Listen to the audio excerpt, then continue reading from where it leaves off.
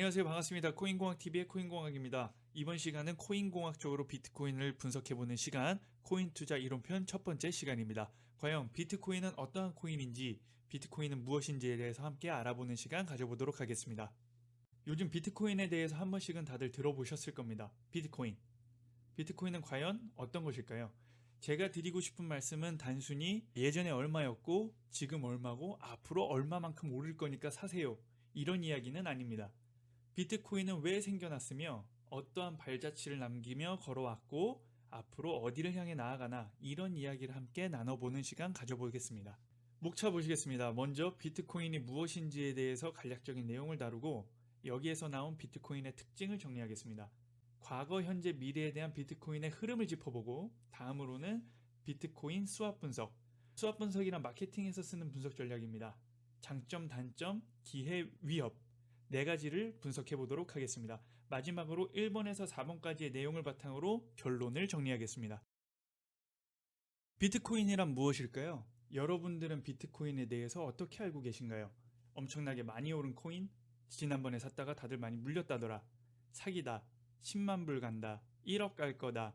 등등의 이야기들이 시장에서는 들리는 듯합니다.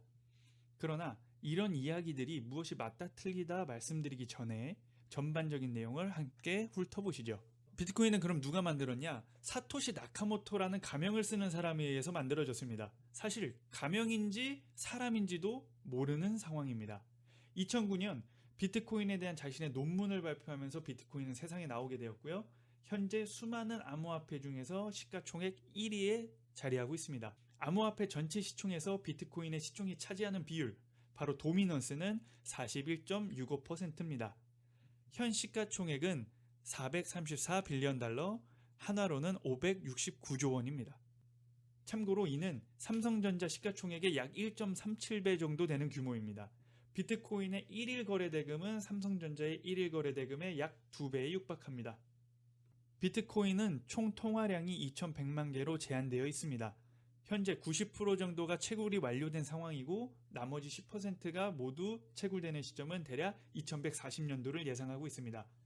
비트코인의 또 다른 특징은 반감기가 있다는 것인데요. 반감기란 블록이 21만 개가 채워질 때마다 채굴 보상이 반으로 감소하는 시기를 말합니다. 2012년부터 대략 4년 주기로 반감기가 진행되었고 현재는 3번의 반감기가 지났습니다. 다음 반감기는 2024년입니다. 지금은 반감기가 있구나 정도로만 알고 계시면 될 것 같고 추후에 비트코인 심화편에서 자세하게 한번 다루도록 하겠습니다. 그렇다면 사토시 나카모토는 비트코인을 왜 만들었냐? 이 질문이 앞으로 비트코인의 가치를 분석하는 데 있어서 상당히 중요한 역할을 하는 질문입니다. 앞에 삼성전자의 예를 들었으니까 조금 더 이어서 예를 들어보겠습니다. 삼성전자의 고 이병철 회장은 삼성전자를 왜 만들었을까요? 전자기기, 반도체, 디램 사업까지 세계적인 전자전기 제품을 만들어내겠다는 목표를 가지고 만들어졌습니다.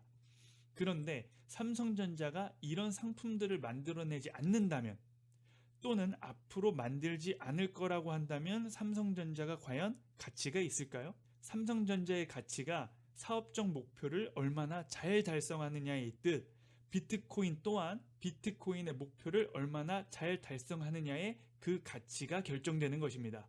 아까 말씀드린 비트코인을 왜 만들었는지에 대한 대답은 사토시 나카모토의 논문과 그 첫 번째 제네시스 해시에 있습니다. 다음 보시는 사진은 비트코인 제네시스 블록, 다시 말해서 처음 만들어진 블록에 적혀있는 신문 기사입니다.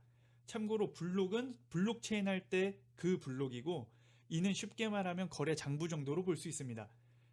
비트코인을 처음 만든 사람이 비트코인을 처음 거래하는 거래 장부에 적어놓은 신문기사는 아무래도 의미가 남다르겠죠.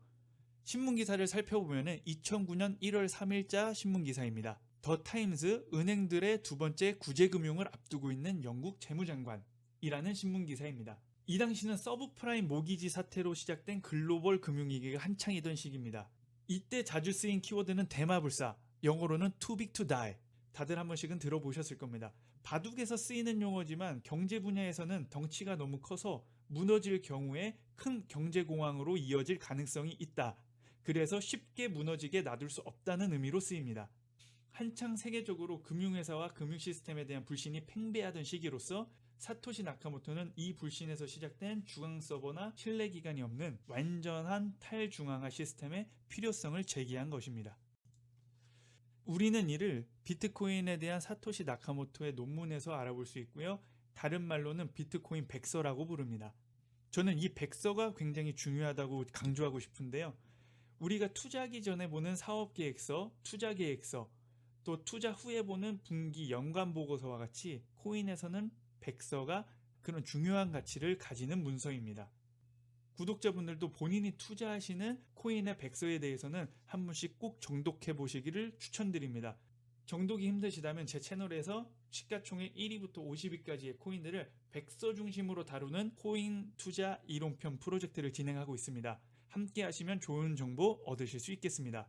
다시 백서로 돌아가서 왼쪽은 백서의 원본, 오른쪽은 백서의 한글 번역본입니다. 한글 번역본의 버전은 정승원 님이 번역하신 버전입니다. 중요한 키워드들이 있습니다. P2P 방식의 전자화폐, 금융기관을 거치지 않는다. 작업증명 체인이다. 과반수의 컴퓨팅 파워가 필요하다. 금융기관들은 신뢰 기반 모델의 태생적인 약점을 지닌다. 완전히 취소 불가능한 거래. 판매자는 굳이 필요 없는 정보까지 고객들에게 요구한다. 필요한 것은 신뢰 대신 암호학적 증명에 기반한 전자지불 시스템으로 이는 신뢰할 수 있는 제3자 없이도 그 어떤 두 사람이 직접 거래하는 것을 가능하게 해준다. 이 시스템은 정직한 노드들의 컴퓨팅 파워의 합이 그 어떤 공격자 그룹 노드의 것보다 크면 안전하다. 이렇게 보시는 바와 같이 비트코인은 이러한 가치를 구현하기 위해서 이 세상에 나왔고, 비트코인의 가치는 이 가치들을 얼마나 잘 지켜왔는가, 앞으로도 잘 지킬 수 있는가에 달려 있습니다. 비트코인의 정의는 비트코인의 키워드를 통해서 정리할 수 있습니다. 금융기관을 거치지 않는 P2B 방식, 이는 다시 말해 탈중앙화를 의미하고요. 작업증명 체인이다, 이거는 블록체인을 의미하며, 과반수의 컴퓨팅 파워가 필요하다, 신뢰성, 취소 불가능성, 익명성, 신속 편의성, 안정성 등이 비트코인의 키워드입니다. 안전하고 정확하게 누구나 쉽게 사용할 수 있는 거래수단, 즉 화폐가 되는 것이고, 다시 말해 구매력을 갖는 것입니다. 그러면 앞에서 이야기한 비트코인의 정의를 비트코인은 지금까지 잘 추구하고 그 가치를 잘 지켜왔을까요? 과거, 현재, 미래로 그 흐름을 한번 파악해 보겠습니다. 다음 자료는 coinmap.org에서 가져온 자료입니다. 전 세계에서 비트코인을 실제로 사용하여 거래할 수 있는 ATM, 놀이공원, 카페, 음식점, 식료품점, 숙박업소, 상점, 공연장, 경기장, 대중교통 등의 증가 추세를 나타낸 지도입니다. 오른쪽 상단 빨간 네모박스에 주목해 주시기를 바랍니다. 2013년 하반기를 기점으로 상당히 많은 곳들이 생겨난 것을 알 수 있습니다. 북미와 유럽을 기반으로 상당히 많은 곳들이 생겨나고 있는데요.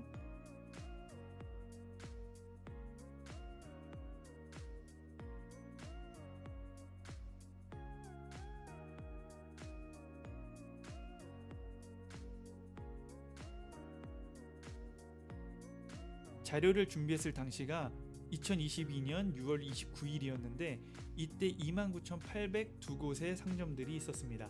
현재 7월 24일 기준 29,849곳으로 3주 사이에 44곳이 더 추가가 됐네요. 비트코인의 과거를 한번 살펴보도록 하겠습니다. 비트코인에는 굉장히 유명한 날이 하나 있습니다.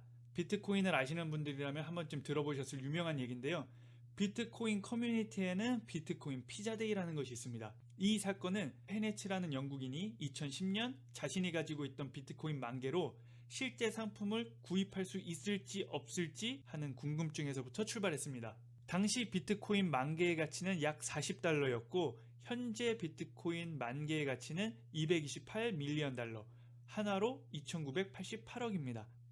많은 분들이 이 이야기를 듣고 너무 아깝다, 지금까지 들고 있었으면 이게 얼마야, 이런 반응을 보이는데, 여기에서 주목할 것은 2010년에 벌써 비트코인으로 현물이 거래됐다는 점입니다. 비트코인이 앞서 말한 비트코인의 추구하는 가치, 바로 화폐가 되는 것, 구매력을 갖는 것, 2010년에 벌써 비트코인은 피자를 살 수 있는 화폐의 역할을 했다는 점입니다.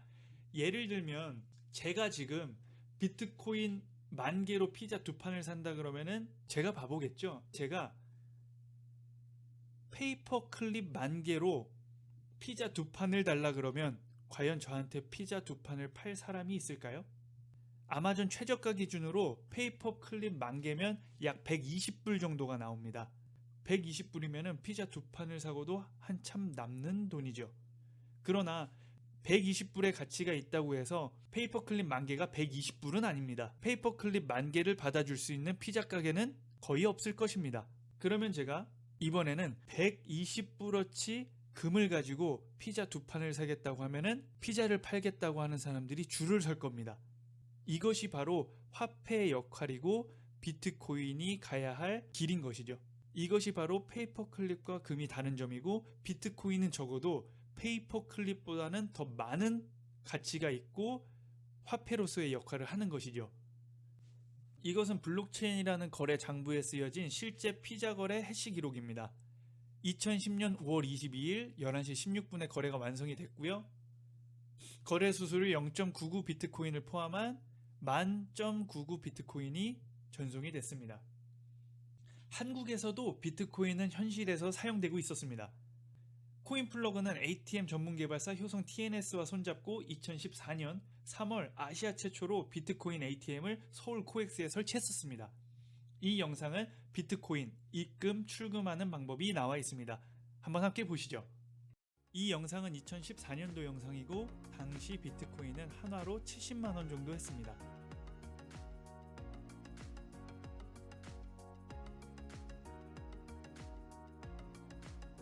ATM을 이용해서 비트코인으로 현금을 인출하는 상황입니다.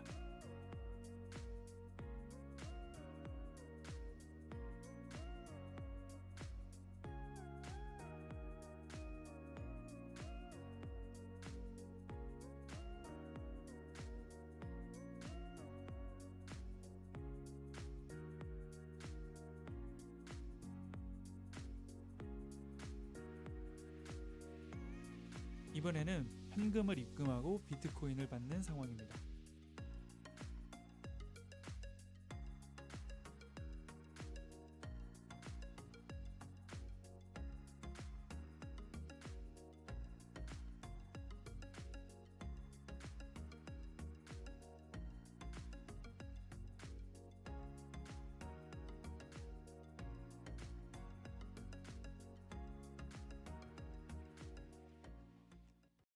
(2013년도 12월 4일) 아주일보에 기재된 기사입니다. 인천 파리바게트 인천시청역점에서 비트코인으로 빵을 살 수 있다는 내용입니다. 이렇게 한국에서도 비트코인이 화폐의 역할을 하고 있었습니다. 이처럼 우리도 모르는 사이에 비트코인은 실생활에서 사용되며 자리를 잡아가고 있었습니다. 하지만 과거에는 이벤트성이나 단발성 행사에 그치는 경우가 많았고, 사람들의 관심을 받지 못하고 많은 경우 실패로 돌아갔습니다. 그렇다면 비트코인이 나온 지 13년이 지난 지금, 한국에서 비트코인이 실생활에서 쓰이기 시작한 지 약 9년이 지난 지금, 상황은 어떻게 바뀌었을까요? 이처럼 우리도 모르는 사이에 비트코인은 실생활에서 사용되며 자리를 잡아가고 있었습니다. 하지만 과거에는 이벤트성이나 단발성 행사에 그치는 경우가 많았고, 사람들의 관심을 받지 못하고 많은 경우 실패로 돌아갔습니다. 그렇다면 비트코인이 나온 지 13년이 지난 지금, 한국에서 비트코인이 실생활에서 쓰이기 시작한 지 약 9년이 지난 지금, 상황은 어떻게 바뀌었을까요? 저희가 앞서 봤던 자료를 보면 전 세계에서 약 3만 곳에서 비트코인이 사용이 가능합니다. 주로 북미와 유럽 위주로 되어 있네요. 북미와 유럽을 자세하게 한번 살펴봐야겠습니다. 미국은 주로 동부, 뉴욕, 뉴저지, 매사추세츠, 서부에서는 샌프란시스코, LA, 샌디에고, 중부는 텍사스, 그리고 남부에서는 플로리다 쪽에서 많이 사용이 되고 있습니다. 다음은 유럽을 살펴보겠습니다. 유럽은 영국, 이탈리아, 벨기에, 프랑스, 포르투갈, 스페인, 슬로베니아, 스위스, 체코 쪽에서 많이 사용이 되고 있네요. 세계 각국을 알아봤으니 한국도 빠질 수가 없겠죠. 이번 자료 조사를 하면서 제가 가장 많이 놀랐던 건 심지어 북한에서도 비트코인이 사용이 가능하다는 점이었습니다. 한국에서는 주로 수도권과 경상도 지역에 많이 분포가 되어 있고, 북한에서도 여러 곳에서 비트코인이 사용이 가능했습니다. 다음은 비트코인의 가격 차트와 비트코인으로 거래가 가능한 상점들이 생겨난 개수의 그래프입니다. 비트코인의 가격이 상승하는 시점과 상점들의 증가 추세가 높은 상관관계를 보임을 알 수 있습니다. 2013년도 말, 2017년도 말, 2021년도 말. 비트코인의 가격 상승은 4년 주기로 나타나고 있고 이는 앞서 말씀드린 반감기의 주기와 같습니다. 현재는 비트코인의 가격이 상점들이 증가하게 된 주된 원인이었겠지만 앞으로는 이런 실생활에서의 비트코인의 사용이 비트코인의 가치를 견인할 것이라고 봅니다. 앞으로 비트코인이 단순한 투자 상품이 아닌 원래 하고자 했던 거래 수단, 화폐가 된다면 그 가치는 현재로서는 상상하기 힘들 정도가 될 것입니다. 지금까지 우리가 봤던 자료는 우리가 비트코인의 가격에만 집중하느라 보지 못했던 현재 비트코인의 모습입니다. 이 정도면 저는 비트코인이 처음 목표했던 바를 착실히 이루어 나가고 있다고 생각합니다. 여러분들은 어떻게 보셨나요?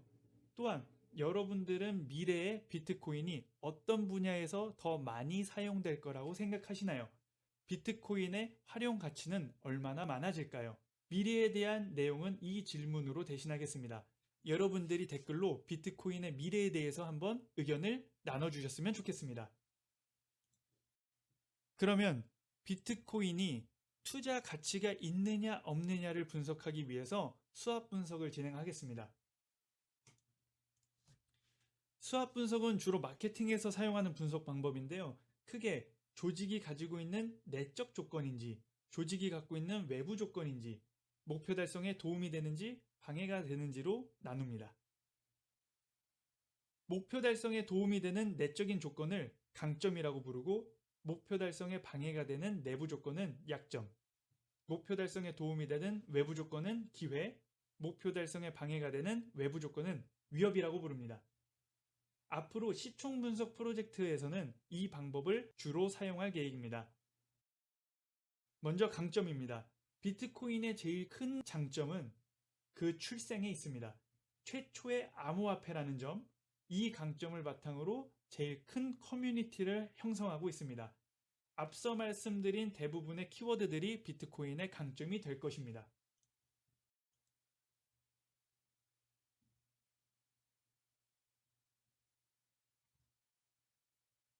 다음은 약점입니다. 약점에는 어떠한 것들이 있을까요? 현재까지 불가능하지만 개인적으로는 영원히 현실적으로 불가능하다고 생각하지만 만약 과반수의 컴퓨터 파워가 해커에게 넘어간다면 해킹의 가능성이 있다는 점입니다. 다른 약점은 전송 속도가 느리고 전송 수수료가 높다는 점이고 마지막으로 가장 큰 약점입니다. 비트코인은 기본적으로 탈중앙화를 바탕으로 하기 때문에 탈중앙화된 비트코인 지갑을 기반으로 움직입니다. 이 비트코인 지갑을 분실했을 경우 분실한 비트코인은 영영 찾을 수 없습니다. 비트코인을 찾을 수 있는 확률은 0에 수렴하죠. 오리엔테이션 시간에서 말씀드린 지키는 투자를 하는 관점에서는 상당히 큰 약점이라고 할 수 있습니다. 이번에는 투자할 때 가장 중요한 기회입니다. 목표 달성에 도움이 되는 외부 조건은 어떤 것들이 있을지 살펴보겠습니다. 세계적으로 꾸준히 비트코인을 사용하는 개인과 상점이 많아지고 있다는 점, 큰 기관들이 관심을 가지고 비트코인 시장에 참여하는 점도 기회가 될 수 있겠네요.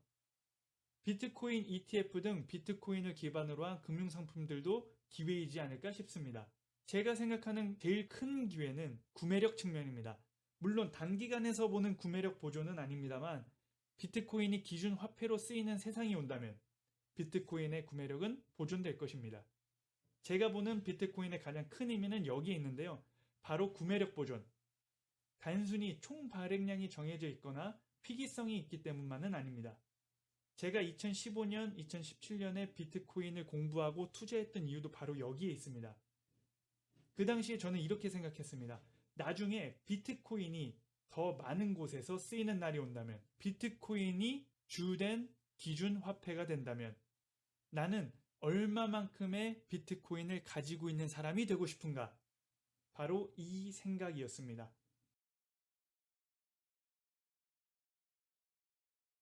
마지막으로 위협입니다. 위기라는 말은 위험과 기회라는 뜻입니다. 위험과 기회는 항상 공존한다는 의미죠. 기회가 곧 위험이, 위험이 곧 기회가 될 수 있습니다. 앞서 기회의 측면에서 말씀드린 기관들의 참여, 금융상품들의 출현은 비트코인에게는 위협이 될 수도 있습니다. 왜냐하면 비트코인이 실현하고자 하는 가치는 탈중앙화입니다. 하지만 기관들의 참여와 금융상품들의 출현은 비트코인을 중앙금융체제로 편입시키려는 의도가 있기 때문에 위협이 될 가능성이 있습니다. 다른 위협은 변동성입니다. 거래수단, 즉 화폐가 되려면 가격 안정성 측면이 상당히 중요합니다. 만약 원화가 달러 대비 단기간에 30%, 40% 이상의 변동성을 갖는다면 좋은 화폐라고 말할 수는 없을 것입니다. 그것이 30% 상승했을지라도 말입니다. 저는 이 가격 안정성 측면이 비트코인의 제1 위협이라고 생각합니다. 이상으로 비트코인 수합 분석을 해봤습니다. 여기에는 없지만 여러분들이 생각하는 비트코인의 강점, 약점, 기회, 위협을 댓글에 올려주시면 감사하겠습니다. 가장 중요한 오늘의 결론입니다. 해칭은 리스크 매니지먼트를 의미합니다. 리스크 매니지먼트는 투자 위험을 방어하는 전략입니다. 투자 위험이란 두 가지가 있는데요. 첫 번째, 투자 손실. 두 번째는 인플레이션으로 인한 자산 가치 하락입니다. 비트코인에 대한 코인공학적 방법은 앞으로 만약 비트코인이 기준 화폐가 되는 경제가 만들어졌을 때 과연 그때가 되면 나는 몇 개의 비트코인을 가지고 있는 사람인가? 바로 이것입니다. 단순히 몇 년 후에 비트코인이 얼마가 되었을까? 단순히 몇 년 후에 비트코인이 얼마가 되었을까? 이런 접근 방법은 아닙니다. 지금 얼마너치를 살 수 있는 비트코인으로 몇 년 후에는 얼마만큼의 물건을 살 수 있을까? 바로 이게 코인공학적 접근입니다. 비트코인만 사용하는 세상이 되었을 때 비트코인을 들고 있다면 그것이 바로 해칭이고 리스크 매니지먼트인 거죠. 왜냐하면 현재 비트코인을 들고 있다는 것은 미래에 적어도 구매력이 보존된다는 것을 목표로 하기 때문입니다. 예를 들어 12년 전에 비트코인으로 산 피자 2판에 해당하는 비트코인을 계속 보유했다면 지금은 피자를 몇 판 살 수 있을까요? 비트코인으로 피자를 샀을 당시에 피자의 가격보다 현재 피자의 가격은 인플레이션으로 상승했습니다. 그러나 비트코인의 가치는 인플레이션 상승률보다 훨씬 상회했다는 것이 중요한 점이죠. 단순히 과거에 0.05달러였던 비트코인이 지금 2만 달러로 올랐다는 관점이 아닙니다. 기존 화폐 대비 비트코인의 점유율, 비트코인의 인지도, 비트코인의 실생활에서의 사용률이 미래에 계속 상승한다고 했을 때 비트코인을 가지고 있지 않은 사람들은 그때 가서 그만큼의 비트코인을 구매해야 됩니다. 이것이 현재 비트코인의 구매력을 더 매력적이게 만들어주는 점입니다. 과거에는 10,000개의 비트코인으로 피자 2판을 살 수 있었고 오늘날은 1개의 비트코인으로 중고차 1대 정도를 살 수 있습니다. 과연 미래에는 몇 개의 비트코인으로 무엇을 살 수 있을까요? 지금 중고차 1대를 살 수 있다면 똑같은 1개의 비트코인으로 미래에는 집 1채를 살 수 있게 되지 않을까요? 다만 그 미래가 얼마나 가까운 미래일지 먼 미래일지는 모릅니다. 다시 한번 말씀드리지만 비트코인은 구매력 보존이라는 관점에서 접근하는 것을 적극 추천드립니다. 비트코인은 현재 시총 1이라는 점, 전체 통화량이 정해져 있다는 점, 실생활에서의 사용이 계속 증가한다는 점 등을 볼 때 더욱더 비트코인을 코인공학적 관점으로 접근하시면 좋겠습니다. 이 질문으로 오늘의 결론을 대신합니다. 미래의 여러분은 비트코인 몇 개를 가지고 계실 건가요? 감사합니다. 이상 코인공학이었습니다.